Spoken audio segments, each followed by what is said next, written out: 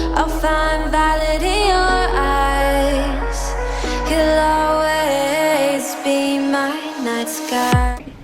Hello friends, my name is Dara. Welcome back, or welcome if this is your first time. I do videos every week about reading or writing or vlogging, and I would love if you subscribed and were part of the crew. So today I'm going to be talking about legal. I want to stress this. It is legal and in no way going to harm any publishing house or author, because I believe that authors should be paid for their work if they are asking for it. These are free ways or very cheap ways to read books or obtain books. They're resources, and there are ways that I've used, and they are completely legal and free or very cheap. So I really want to stress that we are not out to rip off authors. Like, I'm not here for that. If that's what you want to do, you should go somewhere else. There are free resources on here, but they are through companies, and the author signs off on them, or the publishing house that they are through. So that is the main point I have to make up front. But so these are 5 ways to read for super cheap or for free. So we will go ahead and just get started. Okay. The first way is to go to your local thrift store. Some, I know we're in a pandemic, some are open, some aren't. Ours is open, and I just wore a mask and went in, and I got a box. They were doing the special, fill your box with books for $5. $5. There are more. I've just been slowly taking them out, but literally an entire box for $5. And even if, let's say you don't want to do an entire box, like what if you're short on space and you just want a few books? They're usually really cheap, 50 cents to $1, maybe $2 if it's a hardback, but those are phenomenal prices. So go to your local like thrift store or charity shop, and yeah, look for books there, because you are going to find some really good deals.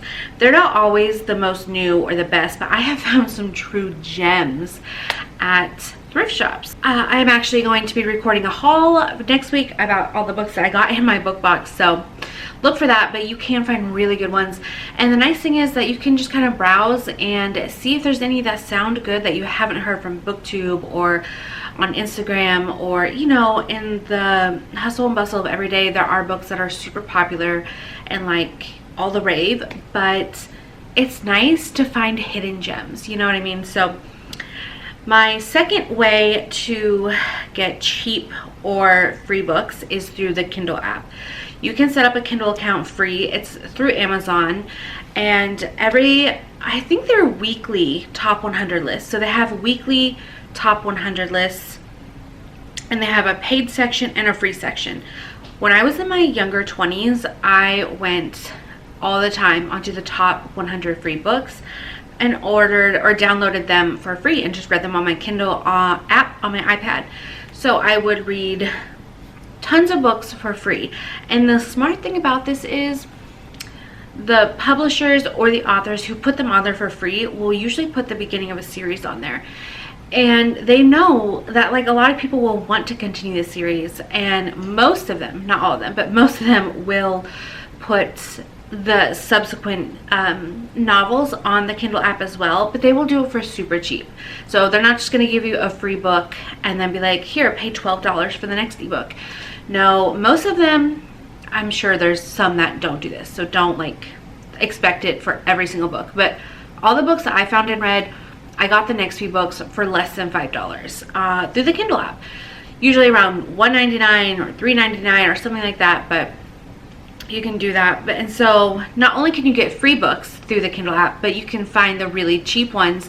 You can set in your settings, your search settings, for under a certain amount of money, whatever's in your budget. And yes, there are some books that are not going to interest you. Actually, a lot won't, but I promise you, I have read hundreds of books that I enjoyed through the Kindle app for free or dirt cheap. So that is actually, I think, my #1 thing I would suggest doing is checking out the Kindle app, because again, it's free to make the account if you don't already have one. A lot of us readers do have one, and it's so easy. Just make it from your phone. You don't even have to have an e-reader. I have one, but I can read from my phone in the car while Andrew's driving, or in bed if I don't want to go get my e-reader, or you know, anything. You can do everything from your phone as long as you have internet or data connection. My third resource is an obvious one. You know, it's the library. Go to your local library. And I know, again, we're in a pandemic. I know things are slowly improving. Some libraries are not open. Ours just opened up to do non-appointment, like you can just walk in if you want, and they just have a capacity limit. But it just seems like a really obvious one, but lots of people overlook it. A lot of people forget that there is a library, and they just let you take books home for free. You have to return them, of course, or pay severely. But if you just, I don't know, I'm getting so worked up. I'm so excited, and I wish more people utilize the library. It is a free resource, and it can save you thousands of dollars. Yes, I spend too much money on books, but I also go to the library a lot, and it still saves me so much money. And sometimes there's a book that I'm interested in, but I don't want to spend the money on it. So I'm like, let me check it out. If I love it and have to read it again and again, I will go buy it then. But there have been plenty of times where I checked out books from the library and just didn't care for them. So I would finish them and give them a low star, or they were just a one and done kind of read. So I'm glad that I did not buy them. And I know, again, this is obvious, but a lot of people forget the library exists.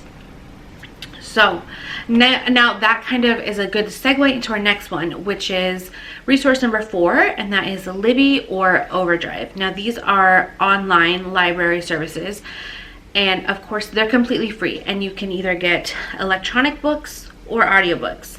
They offer both. Maybe they offer music. I'm not sure. I've never tried. I've never looked into it, and even magazines now. You do have to have a library card, so to access their electronic stuff.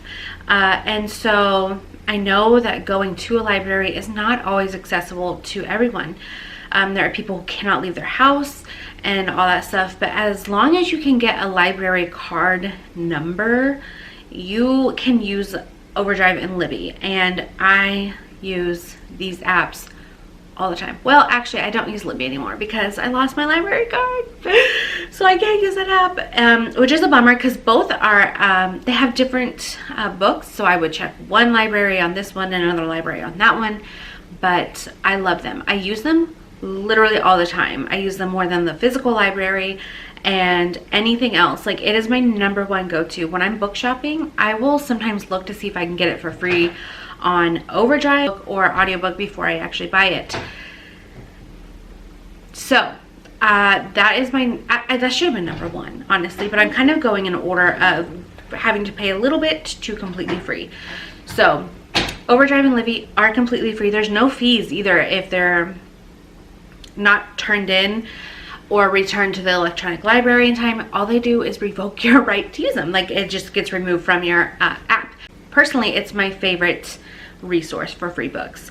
And then number 5 is Wattpad, and it is an app slash website, and it's not controversial, but some people like make fun of this app because it is huge for fan fiction. Okay, so if you're obsessed with Harry Potter or A Court of Thorns and Roses, this is probably the place you're going to find most fan fiction written on it. If you just want more from that fandom, you can go there and look. It's not all good, but what I love about this website or app, you can do both, is you can publish your own work on there. And no, it's completely free, but I do know that authors can publish their works on Wattpad, and it is just a great resource. And you can find gems on there too. It's sort of like the Kindle, but you can find hidden gems, and it's not from a big company like Amazon Publishing. It is a very small publishing area, but you can find lots of stuff on there. There was a series that I was reading on there that I loved. I don't even remember it. It's been a few years, but check that out and see if you can find anything you like on there. But that is going to be it for this video. I hope you guys enjoyed it and learned something that you can use, because we're all out here trying to save money and just read as much as we can, right? We are trying to consume all the books. So I hope these help you and you find some new favorite books in any of these websites. And if you do, let me know which resource you got it from. And yeah, so I hope you guys enjoyed this video, and I will see you in my next one. Bye.